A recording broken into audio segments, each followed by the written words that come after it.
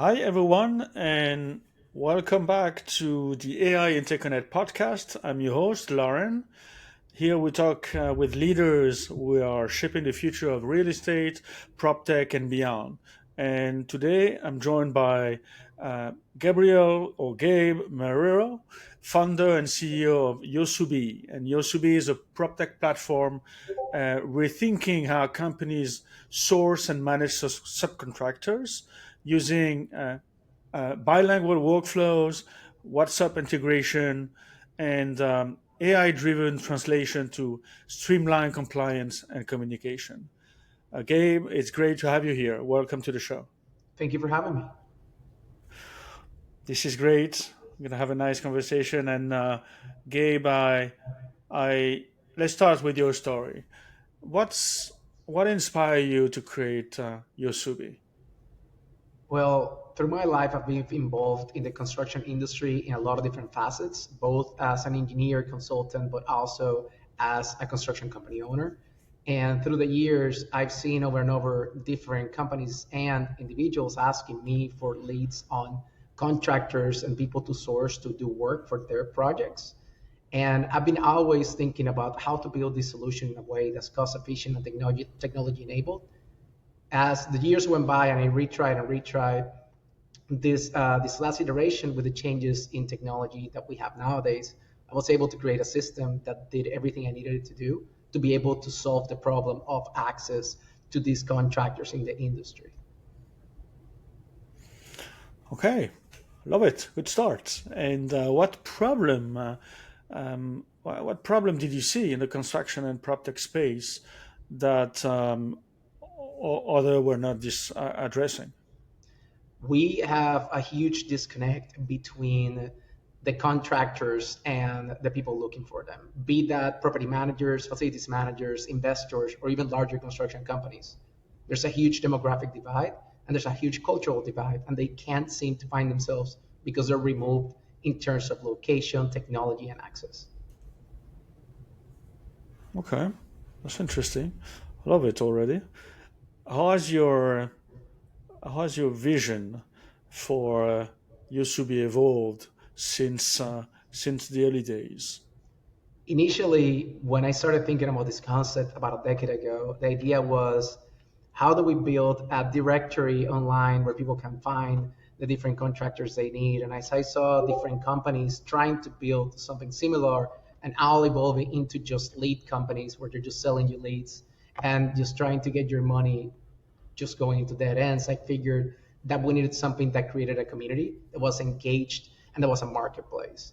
And through the years, the vision got refined and refined till we got to this place where we're building a network market where people can come in and not only find the contractors, but do everything they need from problem they have, which is I have X or Y that needs to be built, to I will find the person, I will build it, I will contract it, I will get them paid, I will have it insured, I will have all the different things that are needed inside of my project be taken care of inside of one single platform. Okay, and what were what challenges did you face as a founder getting this platform off the ground? Many, I'm sure. All of the challenges. I first of all, I'm not a technical founder. I'm an engineer, but I am an engineer in the chemical and environmental spaces. I've done environmental consulting and environmental compliance and construction work, and I am very much specialized in that. And I've had multiple businesses, but I've never done any kind of development work in terms of tech. So I've never done any coding, and I've never done any kind of work related to app development. The biggest challenge was how do I find the team I need to build what I need to build, and how do I make sure that we're investing the money and the time in the right features, technologies, stack. And it was a huge challenge. You know, the first year of just working with the concept was just finding the right people to do the work. And now we have a great team, and now we're making it work. But it's an uphill battle. That's wonderful. I love it. And then Yosubi positioned itself as trade labor you can trust. um, can you can you walk us through how the platform actually works day to day? Yeah. So the idea on trade labor you can trust is for most construction projects, even if you have a main contractor, that main contractor is bringing in your subcontractors. And if you have a property and you're managing it, you'll need contractors to come and do work for you. The usual in the industry right now is a network reference in the sense of like word of mouth. Oh, this person did some work for me. Please try him out. He's the best I can find. And then you, as a property manager that needs somebody, waiting on that person to have availability to come look at your project and then tell you that they are 3 months booked or 6 months booked and they can't do whatever project you need. For us right now, instead of that, you're able to come into our platform through our web app, create an account, post your project, and we blast that out into all of our contractors in your region. And that is done through WhatsApp, and that is done multilingually now. So it's not only English and Spanish, but any language that any user can go in and use in our WhatsApp platform, they can. So if your contractor is Hispanic, if your contractor is Russian, if your contractor is French, they'll be able to see the messages in their language with everything for the description for the project. They'll be able to schedule a visit, and they'll be able to put a bid on your project. You'll be able to accept it. And we have contracting done digitally as well. And through that, we're basically able to streamline something that usually takes months into days. And contracting itself, which is something that in construction we know that is either skipped or very poorly done. We have forms that are vetted, and you can come in and put also your contracts as a property manager or contractor, so that then you can specify the different needs that you have as a corporation in terms of insurance, bonding, liability, etc. We are very much, very expectedly and efficiently changing our way of doing business without having to even go out and talk to each person individually. We're making this a very much the eBay or the Amazon or the Uber of contracting in real estate and PropTech. That's very interesting. I love it. How do you bring trust and transparency into the process? Well, So that has historically been very messy. it's a crazy industry right now. Everybody knows that it's trust is an issue. That's why we have so many crazy lawsuits out there. And the trust, I think, is because we don't have systems of validation and accountability.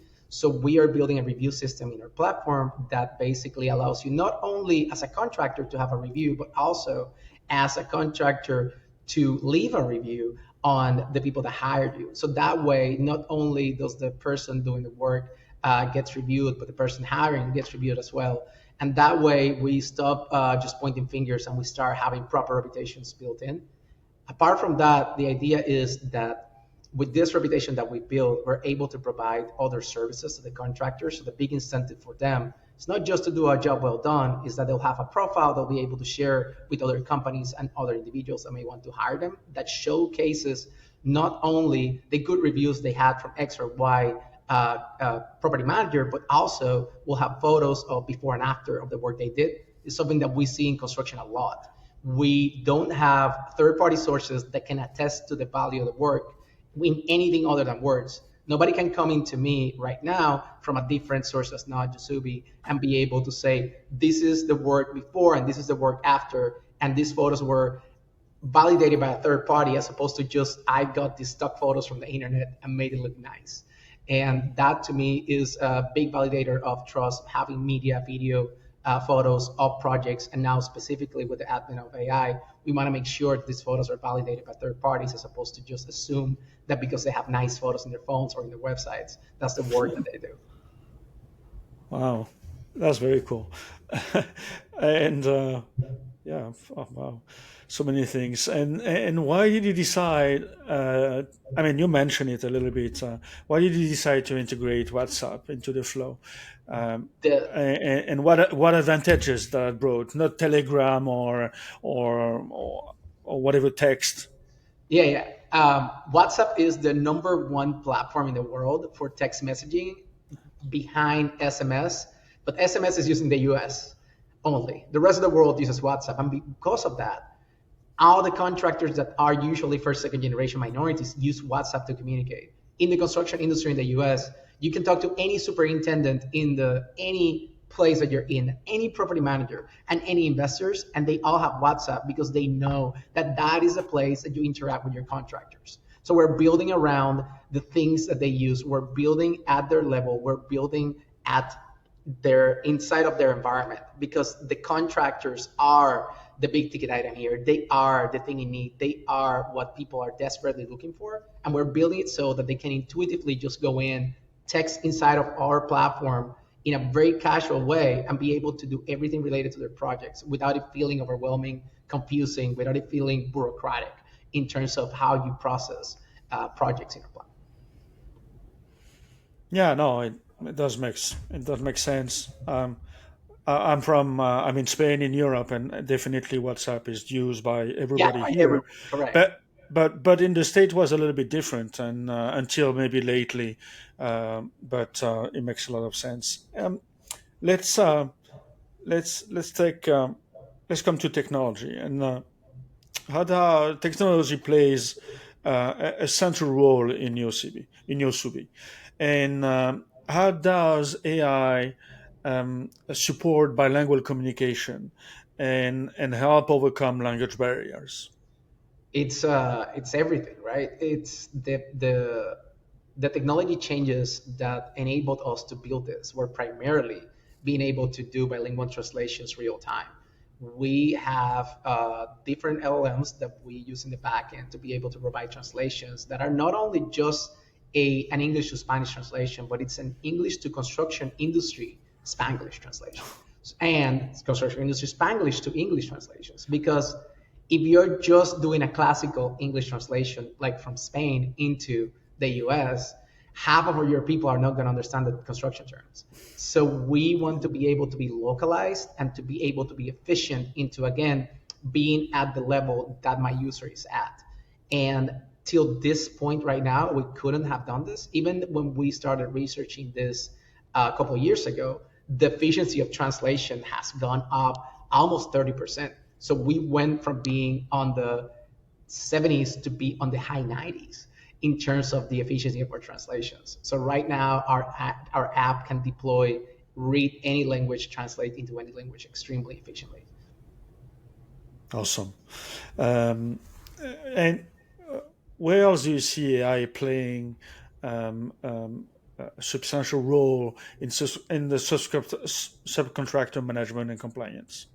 Oh, it's going to be everywhere. But for us, for example, it's not only built in the translation, but also in the interactions with the user, being able to have basically an operator that's dealing with them directly and has knowledge of everything we provide as a company and everything in the project and everything at the company that's getting them in, so that then they can answer every single questions they may have without having to be back and forth calling, back and forth scheduling meetings, back and forth getting lost. And that efficiency that we gain from it is significant, but it is so significant that it's not only us.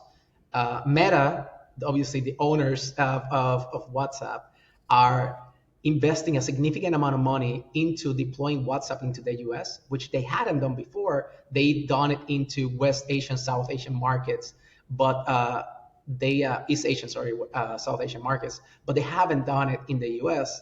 And for them, the answer to their problem was, we need to find something that can substitute the cost of customer support that is in Southeast and South Asia here in the States, because they couldn't work their models appropriately without it. And now that we have AI solutions, you basically have both a agent that is text-based, and now we'll have voice-based agents that are going to deploy at a fraction of the cost of what a customer support agent will be in the US. And that would allow for a huge growth and expansion as to what WhatsApp can do here in the US, which is beneficial to us because we're at the forefront of it.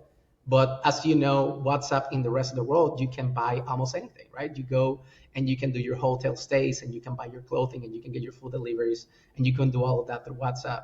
And SMS is not efficient, and it's not safe, and it's not able to connect with all the different things you can do with WhatsApp. So now that we have this access and people are going to gravitate more towards WhatsApp, we're even more cemented in the right place to be able to interact with our users. Amazing. And do you see opportunities in for predictive analytics and risk scoring and cash flow optimization through AI in the future? Definitely. This is exactly what we will be moving at in the future, and also on cost estimating and being able to do predictive market pricing for different projects. Our goal moving forward is to be able to move into that kind of model. And what we're doing is we're building our data collection in the correct ways to be able to implement that with the correct AI tools as we move forward. I love it. So many things. AI is amazing. It is amazing. um, It's just crazy how many things we can optimize in simple steps, as long as it's all about the quality of your data, right? So as long as we choose the right data and we connect the dots properly, we have fantastic outputs. And we are basically building that system where we have the data to be able to have those outputs. wow. Let's zoom out for a moment, and I'd like to talk about market trends and challenges. And what are your biggest pain points that you're seeing from or hearing from subcontractors and builders today? Well, the biggest pain points right now are directly related to immigration policy. In the United States, there's this huge change toward a very aggressive, very hawkish policy on immigration, trying to get a lot of people that are in the country legally out of the country, and that scares a lot of people on both sides of the equation. And it's not necessarily that they are doing business illegally; it's that they're just scared of the optics of what they're doing. And part of what we're doing is being able to give people the certainty that you're working with people that have other work documents in place, so that you're working with a company, it's an LLC or it's a C Corp or it's an S Corp, that you'll be able to trust, because that trust is an issue in general in the industry, and now it's becoming a fear. So we're trying to validate that into people's minds and businesses, that we are giving you solutions you can trust. Yeah, makes sense. Yeah, the industry often struggles with delayed payments and working capital constraints. How does Yosubi think about addressing those challenges? I think that in platform like ours, we have not only a desire as a company, but a responsibility to our communities to be able to use the tools that we have to build more creditworthiness for the people that are inside of our platform, so that then we can offer them through partnerships opportunities for capital, so that they can grow their business by being able to tackle bigger projects, so they can build trust with the companies they're working with by having stability. One of the things that having a review system in place will do is being able to provide this secondary form of creditworthiness, so that we can prove that these people are consistent, that they're on time, that they're doing quality work, and that they are definitely able to do larger projects if they're provided the tools for it. I think that companies like organizations like ours, should be definitely putting that at the forefront, because we bring growth to the industry as we build this together. Yeah, compliance and trust in subcontracting are huge. Yes. And how do you see regulation and privacy impacting this space? I'm sorry, can you repeat that? Oh, how do you see a regulation and and privacy impacting the space? So I see that we are in a rocky place right now in terms of a great areas that we've been trolling along for years. And I think that sacrifices and challenges are good in the long term, because they'll give us clarity. And I think that and again, startups like ours are building systems to give that clarity, so that people can trust, so that people can come in and they can put their money in a place that they know they'll have better returns. I think that we have a responsibility to be able to provide that, so that we can work with, for example, certifications in the United States, you can do work as a minority with the federal government, right? And for that, you need to have certain certifications in place. For a lot of people, they don't even understand how to navigate that process. So there's processes in place that you can certify yourself and make yourself being a much more valid business, but companies are unable to because of technology limitations, understanding, or just education in that field. They're not able to go in. So companies like ours will be able to facilitate that and streamline it into a very simple process for them, so that then we can grow this trust and we can grow this compliance all through the process, so that we can minimize the risk, so we can get our whole prices to come down while getting our volume to go up. Wonderful. Yosubi competed as a finalist in the Alabama Launchpad. That's right. Gaining visibility. Congratulations, as a bilingual AI-enabled subcontractor marketplace. How do you see Yosubi position compared to legacy system or other platform? We are able to do the work of 5 people in a project through our platform, and we're able to do that at a fraction of the cost. So we are able to bring basically the quality of what would be a larger subcontractor to property managers that are usually very accustomed to working with a single individual that has not a lot of time management skills, and that has a very tight schedule, and that has problems communicating. So we are bringing a level of quality that people are not accustomed to get, and then we're bringing them a wide range of options to look at. So as opposed to just having the one person that you don't know if they're going to make it, or 6 months late, you'll be able to have 3-5 bids on your project and have them within 2 days of notifying our platform that you have a project. So we feel like we are bringing a high level of efficiency into our whole industry, starting with property managers and investors, but moving forward also to larger construction companies, medium-sized, large-sized construction companies. Okay. And you probably already answered, but what differentiates your model and make adoption easier for companies and subcontractors? We don't have a consolidated place to find your solutions. You have to be very fragmented, and the construction industry is not a high-tech industry. And if you're making people go through freaking hoops to be able to get to the solutions they need, they're not going to do it. So usually people either get a third party that's just basically an office assistant that's running the office for them, and they pay a lot of money for that, or they don't have anything and they don't even use their email. So we are basically going to people that are at that level, and we tell them, you don't even need to use your email with us. We have you through WhatsApp, and we'll take care of you. And we not even will we help you get you projects. We'll help you get organized. We'll help you have your business displayed as what you are, which is a proper construction company that does quality work, that does all these different things. And you don't need to know about technology to be able to do this, because your craft is construction. You do drywall, you do roofing, you do framework. So if you're doing all this work, you don't have to be an expert in SEO. You don't have to be making websites, and you don't have to be understanding how to do that. Do what you do right, and trust us to be able to bring you business and build you this presence so that you can get more business more efficiently. Yeah, that's right. I love it. And what role does your Latin American subcontractors play in your overall growth strategy?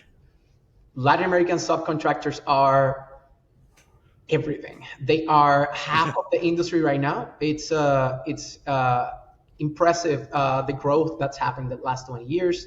That's still growing, even with changes in immigration policy. The truth is that immigrants build this country every day. They've done it historically, and they do it right now. And they are not only growing in the construction industry, they're growing the United States as a whole. They are the largest growing per capita. They are the largest growing in terms of home ownership. They are the largest growing in terms of educational gains. So we have a community that is changing how life is done and how life is built. And now we're providing them with tools so they can do that more efficiently. Yeah, that's right. The omnipresent. Let's talk about where you're headed and what's your main focus for the next, let's say, 12 to 24 months at Yosubi? So we are right now in the Alabama market. This is our home base, and we are running pilot projects in the state of Alabama. We are going to start doing projects in the state of Texas in the next month or so.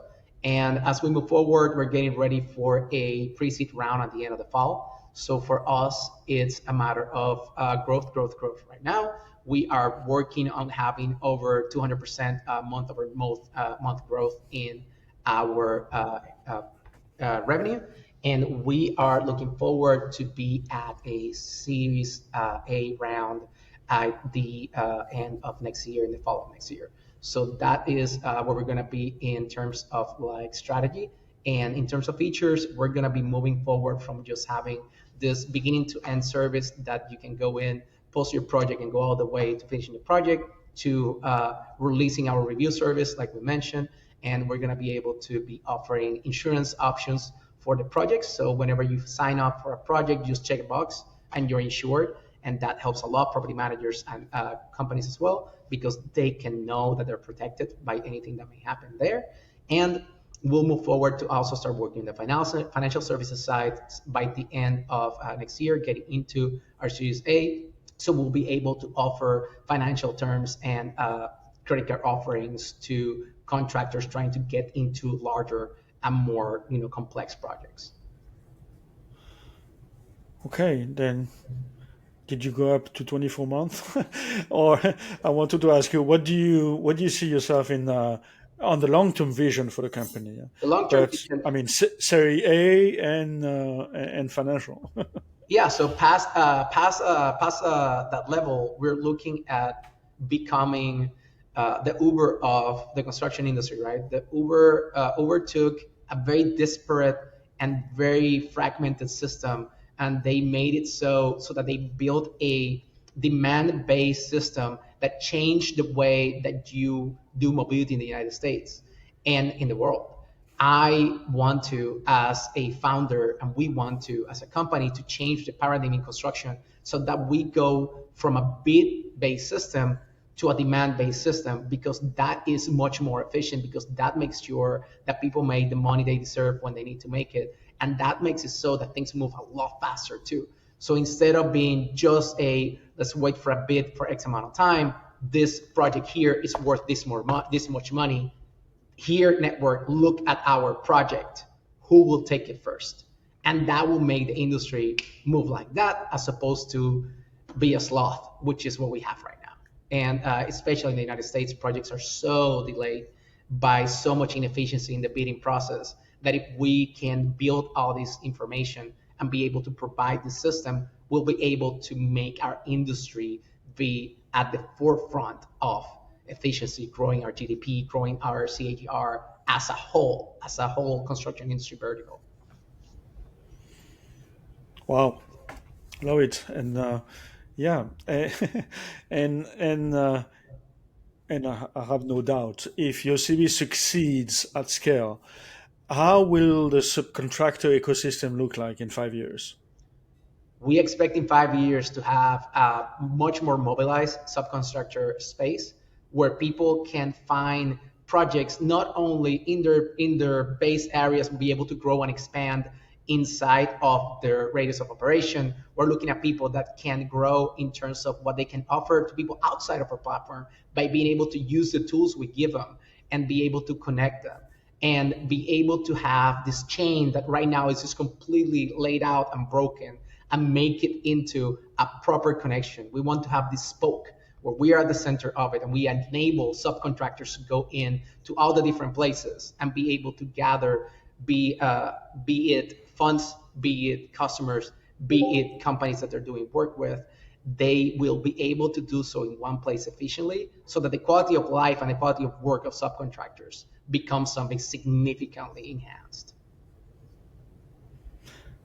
I love it. And it will be a great evolution. Yeah. Then, Gabe, I'd like to talk about you. Um, what has been the most valuable lesson you have learned as a founder building Yosubi? I think the most valuable lesson, I was talking about this a day ago actually, is that it's okay to feel like you know nothing. And syndrome will happen every week of your life, and it's a roller coaster. You wake up one day and you feel like you're owning the world, and you wake up the next and you feel like, what am I even doing here? Am I the right person for this? That's okay. Happens to every single person. Happens to the most successful of people, even at unicorn level companies. I've had the privilege of talking to founders at Fortune 500 companies and at unicorns, and they are all there. They've all gone through it. Not just at the beginning, all through it. At the point of having $1 billion company and starting a new startup, and they still feel that challenge, that weird fear of you just not belonging or not being there for the right reasons. All of that is normal, and it's just part of the process. I think that's the biggest lesson. That's right. Very nice. And if you could give advice to another entrepreneur in PropTech or construction tech, what would it be?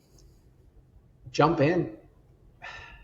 Just do it. Yeah. Whatever you think you want to do, just do it. Find your problem. Be sure that you have identified a problem, and then just go and try to solve it. The other option is not doing anything, and that's not acceptable. Yeah, it's not an option. Very right. What excites you the most about the future of PropTech and AI? I think that the thing that excites me the most is that we'll be able to give access to people that usually don't to a larger playing field. That we'll be able to allow this weird monopoly we have at the top end on the industry to be broken down, and that is a benefit to everybody, even the incumbents that think that the system we have is great, don't know how much better it will be when we bring all these tools and we expand and grow how this industry works. Because right now we're inefficient, and efficiency will make us all grow, all for the better. That's right. What's one tool you cannot live without right now? Oh, I mean, my LLMs are my life. I have ChatGPT, Gemini, Claude in my desktop, on my phone, on my laptop, on my quick links. I have agents that we built inside of them. We've been testing now recently N8N.io to be able to build better agentic flows and be able to connect disparate parts of our organization that are not even related to the product, but just to the efficiency of how we run our startup. And if it weren't for the tools that we have right now, we would need 10 people to do the work of 3 people. And without that, we wouldn't be here today. That's right. I'm facing the same thing, and I'm using the same tools. One book or podcast that shaped how you think? There's a couple, but the Almanac of Naval Ravikant, which is a perennial around the startup community, is fantastic. The book Breathe is a fantastic book that taught me how to think about breathing in more holistic terms than just whatever you're inhaling and exhaling. And it made me realize that just pausing for a second before you do anything changes the outcomes in a significant manner. And that was great. And then the book Nonviolent Communication by Marshall Rosenberg is a fantastic book that allows you to express yourself without judgments, and that makes you a much more effective leader. I love it. If you could instantly solve one bottleneck in PropTech, what would it be? I would. Wow, there's so many. I would start with capital access. I think that we are building into that as an entity in a way that's very efficient for us, our system, but in general, around the whole industry, the processes are extremely inefficient. And I think that there is great technology being built right now to break that paradigm outside of what we do into the other layers of development, prime contractors, all the way to supply chain. And I think that that's going to be a significant change in how growth happens in construction. Wonderful, wonderful. Then where where can listener find you, learn about you and your company? Yeah, Um, they can go to our website, www.yosubi.com. That's yosubi.com. They can find me on LinkedIn, or they can contact me through the website. They can set up a meeting and have an introduction to what we do. And if they are an investor, or if they are a property management company or contractor, they're more than welcome to come in and set up a time. I'll be happy to discuss how we can help them grow their companies. Fantastic.